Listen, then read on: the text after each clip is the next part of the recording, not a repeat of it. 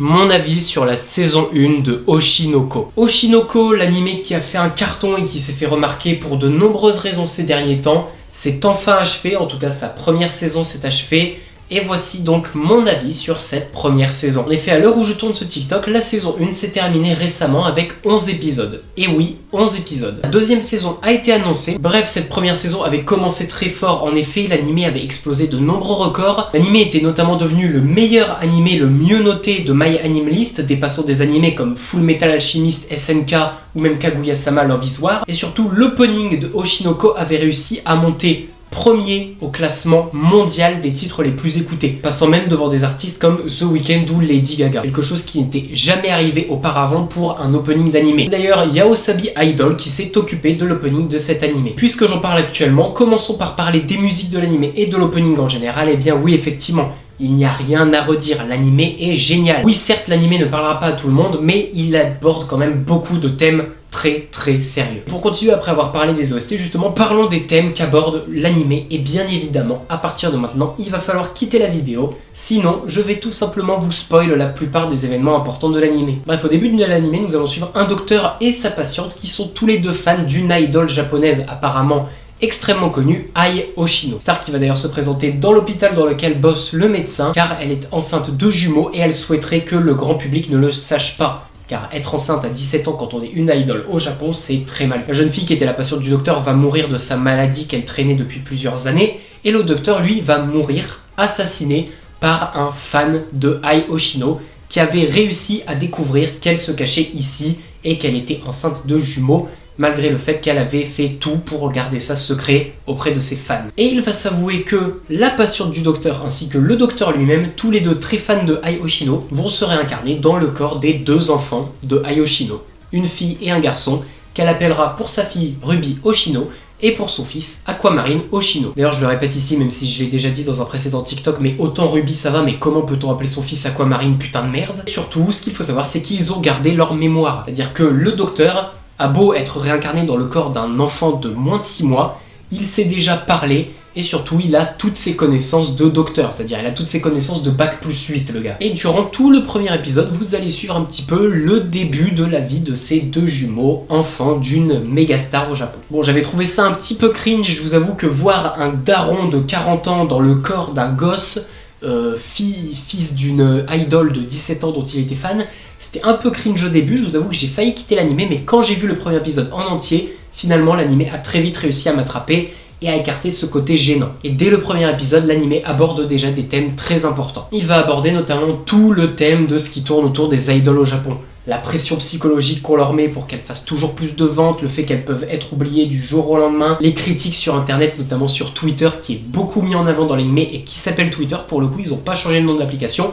Bon, pardon, maintenant X. Les critiques sur internet qui te mettent également une pression constante, les invitations sur des plateaux télé, des fois avec des personnes qui ne souhaitent juste que le buzz et qui n'apprécient pas ce que vous faites, mais qui vous invitent juste car ils savent que ça va faire des vues parce que vous êtes connu en ce moment. Et surtout, l'une des scènes qui m'a le plus marqué dans le premier épisode, et surtout l'une des scènes que je trouve la plus belle, la mieux animée, et qui retransmet le mieux les émotions du moment, c'est bien évidemment, vous savez très bien de ce que je parlais, la scène de la mort de Ai Hoshino dans l'épisode 1. Oui, si vous n'avez pas vu l'anime, effectivement, la fameuse fille que vous voyez partout sur TikTok en ce moment meurt dès l'épisode 1. Ce n'est pas elle, le personnage principal de l'anime, mais bel et bien Aqua, son fils. Alors que Aoi et son équipe avaient tout fait pour garder le lieu de sa résidence secret, elle se fera assassiner par le même fan qui avait assassiné au début de l'anime le docteur. Elle se fera donc poignarder par ce fan qui lui rapproche de ne pas porter attention à ses fans et de les considérer juste comme des chiffres, comme des nombres littéralement. Ce à quoi elle rétorquera en lui donnant son nom. Et elle lui dira également qu'elle avait également même gardé l'un des cadeaux qu'il lui avait offert en convention il y a des années auparavant. Prouvant que Ai se soucie bel et bien de ses fans et qu'elle ne les voit pas juste comme des numéros, comme des fans, comme des chiffres. Après cela, et choqué de cette révélation, bien évidemment le meurtrier s'enfuira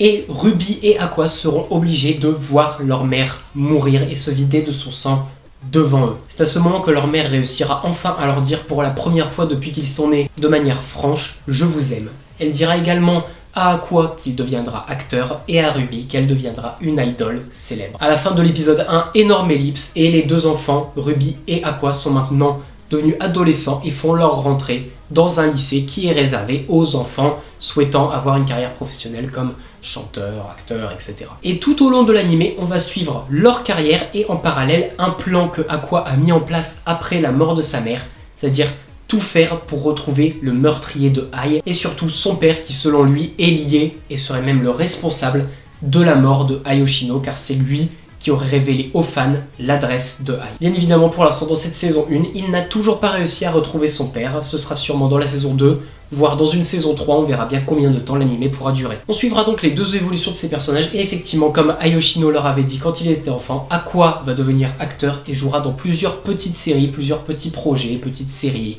petites téléréalités. Et Ruby, quant à elle, deviendra tout simplement une idol et refondant le groupe dont Ai était la meneuse à l'époque, les Bikomachi, accompagnée de deux autres personnages, Kana, une ancienne actrice et chanteuse, et Mencho, j'espère que je le prononce bien, une youtubeuse. Et elles feront forte impression lors de leur premier concert en festival, montrant que l'avenir des Bikomachi est bel et bien assuré. Et Aqua, de son côté, lui se révèle également être un très bon acteur, très prometteur dans le domaine. Et pendant toute la durée de l'anime continuera à évoquer des thèmes très importants, comme par exemple ce qui est arrivé au fameux personnage de Akane, actrice jouant dans l'une des téléréalités dans laquelle va jouer Aqua et qui se fera littéralement détester par les fans, au point de se faire lyncher absolument partout, sur Twitter, dans la vraie vie, etc. Allant même jusqu'à un soir, alors qu'il pleut, se rendre sur un pont au-dessus d'un autoroute, se mettre sur la rambarde du pont, et heureusement, juste avant qu'elle ne saute, Aqua arrivera pour la rattraper et la sauver. Épisode qui montre parfaitement l'impact que peut avoir les mots que vous postez sur internet. Effectivement, ça a déjà été répété des centaines de fois par beaucoup de personnes qui ont beaucoup plus de visibilité que moi, mais peu importe, tout ce que vous postez sur internet, tout ce que vous mettez, ça a un impact. La personne qui est en face, que ce soit une célébrité, un chanteur, un acteur ou quoi que ce soit, peu importe, tout ce que vous écrirez sur lui, il le verra. Et ce n'est pas un robot, ce n'est pas une pierre, la personne en face de vous. Si vous l'insultez, si vous la critiquez constamment, forcément ça aura des répercussions sur sa santé et son état mental. Et c'est un très gros point fort pour un animé d'aborder ce genre de thèmes qui en général sont très peu traités, voire passés sous le tapis au Japon. Ce qui fait que l'histoire est très intéressante, en effet on suit l'évolution de carrière des deux enfants de Ai Yoshino et en même temps le plan de la vengeance d'Aqua qui s'approche de plus en plus de son but.